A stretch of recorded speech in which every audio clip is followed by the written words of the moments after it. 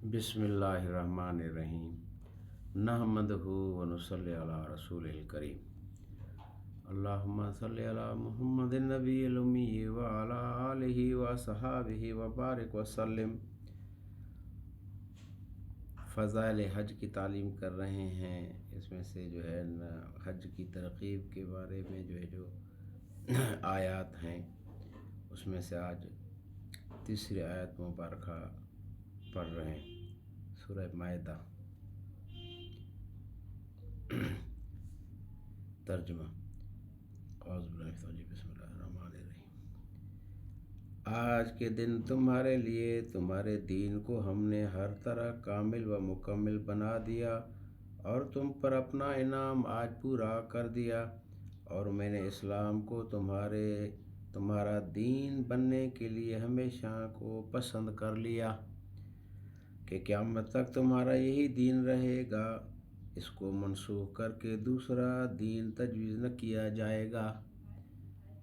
आज के दिन तुम्हारे लिए तुम्हारे दीन को मैंने हर तरह कामिल व मुकम्मिल बना दिया और तुम पर अपना इनाम आज पूरा कर दिया, और मैंने इस्लाम को तुम्हारा दीन बनने के लिए हमेशा को पसंद कर लिया कि क़यामत तक तुम्हारा यही दीन रहेगा। उसको मनसूख करके दूसरा दीन तजवीज़ न किया जाएगा।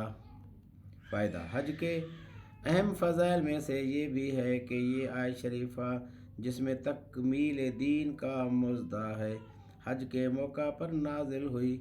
इमाम गज़ाली रहमतुल्लाह अलैह ने आया में लिखा है कि हज इस्लाम के बुनियादी अरकान में है। ये इसी पर अरकान का इख्तिताम हुआ है और इसी पर इस्लाम की तकमील व ततमीम हुई है। इसी में आयत अल यौमा अकमलतु लकुम नाजिल हुई है। एक हदीस में आया है कि यहूद के बाद उलमा ने हज़रत उमर रज़ी अल्लाह तआला अन्हु से अर्ज़ किया कि तुम कुरान पाक में एक आयत पढ़ते हो, अगर वो आयत हम पर नाजिल होती तो हम उस दिन को ईद का दिन बनाते, यानी सालगिरह के तौर पर उस दिन की खुशी मनाते। हज़रत उमर रज़ी अल्लाह तआला अन्हु ने इरशाद फरमाया कि वो कौन सी आयत है। उन्होंने अर्ज़ किया अल यौमा अकमलतु लकुम दीनुकुम।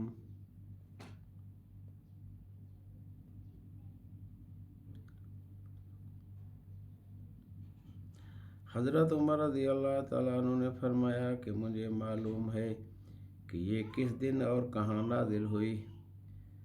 अल्हम्दुलिल्लाह हमारे यहाँ इस वक्त दो ईदें जमा थीं। एक जुम्मा का दिन कि वो भी मुसलमान के लिए बमंज़िला ईद के दिन के है, दूसरे अरफा का दिन कि वो भी बिलखुसूस हाजी के लिए ईद का दिन है। हज़रत उमर रज़ी अल्लाह तआला अन्हु ने फरमाया कि ये आयत जुम्मा के दिन शाम के वक्त असर के बाद, जबकि हुज़ूर अक़दस सल्लल्लाहु अलैहि वसल्लम अरफात के मैदान में अपनी ऊँटनी पर तशरीफ़ फरमा थे, नाज़िल हुई। दरहकीकत ये बड़ा मज़दा है जो इस आयत शरीफ़ा में सुनाया गया है। एक हदीस में आया है कि इस आयत शरीफ़ा के बाद हिल्लत व हुर्मत के बारे में कोई जदीद हुक्म नाज़िल नहीं हुआ। जब आदमी हज में ये ख्याल करे कि इस फरीदा से दीन की तकमील करार दी गई और दीन मुकम्मल होने का ये ज़रिया हुआ है, तो कितने ज़ौक़ शौक़ से इस फरीज़ा को अदा करना चाहिए वो ज़ाहिर है। जब ये आयत शरीफा नाज़िल हुई तो हुज़ूर अक़दस सल्लल्लाहु अलैहि वसल्लम अपनी ऊँटनी पर थे और ऊँटनी बोझ की वजह से बैठ गई, खड़ी न हो सकी। वही के बाद हुज़ूर अक़दस सल्लल्लाहु अलैहि वसल्लम में वज़न बहुत बढ़ जाता था। हज़रत आयशा रज़ियल्लाहु ताला अन्हा फरमाती हैं कि जब हुज़ूर सल्लल्लाहु अलैहि वसल्लम ऊँटनी पर होते और वही नाज़िल होती तो ऊँटनी अपनी गर्दन गिरा देती और जब तक वो वही ख़त्म न होती हरकत न कर सकती थी।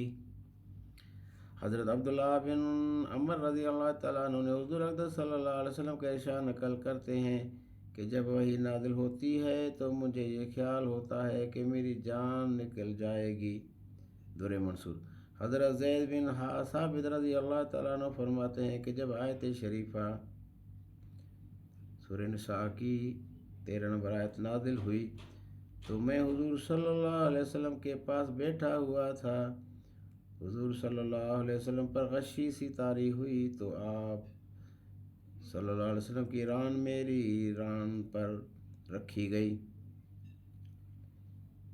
اس کے وزن سے میری ران ٹوٹی جا رہی تھی. در منصور یہ اللہ پاک کے پاک کلام کی عظمت و ہیبت تھی جس کو ہم لوگ ایسا سرسری اور لاپرواہی سے پڑھتے ہیں جیسا کہ ایک معمولی کلام ہو. یہاں تک چند آیات کا ذکر تھا، آگے چند احادیث کا ترجمہ پیش کرتا ہوں. اللہ پاک سارے مسلمانوں کو حج مبارک کی سعادت سے نوازے. میرے بھائیو، دوستو، بزرگوں، اللہ جل جلالہ امن والہ نے ہماری اور ساری دنیا کے انسانوں کی دنیا اور آخرت کی پوری کامیابی کو پورے کے پورے دین پر چلنے میں رکھا ہے.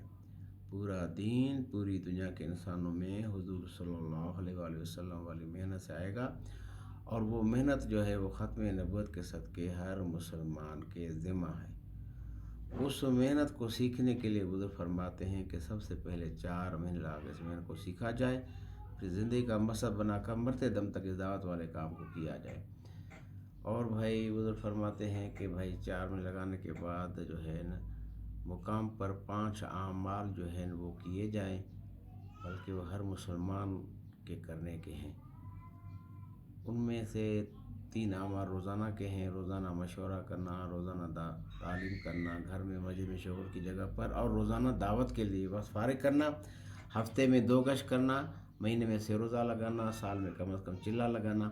تو جو احباب 4 میں لگا چکے ہیں اور مقام پہ انہوں نے 2 سال یہ اعمال کیے ہیں، ان کے قواعد پورے ہوں، تو ایسے احباب کے لیے بزرگ حضرات فرماتے ہیں کہ 1 سال بیرون کی جماعتیں تیار کریں، 7 مہینے بیرون ممالک جماعتیں تیار کریں. ملک کے اندر 1 سال پیدل جماعتوں کے بھی تقاضے ہیں اور ہر سال 4 مہینے لگانے کے بھی تقاضے ہیں. تو اس کے لیے بھائی سارے کے سارے بھائی ہم جو ہے ارادے کریں انشاءاللہ کہ پوری دنیا میں دین کی محنت کو زندہ کریں گے انشاءاللہ تعالیٰ، وقت لگائیں گے انشاءاللہ تعالیٰ، کوشش فرمائیں گے جی. اللہ عمل کی توفیق نصیب فرمائے. سبحان اللہ و بحمدہ، سبحانک اللہم و بحمدک، اشہد ان لا الہ الا انت، نستغفرک و نتوب الیک. سبحان ربک رب العزت عما یصفون، الحمد للہ رب العالمین، آمین.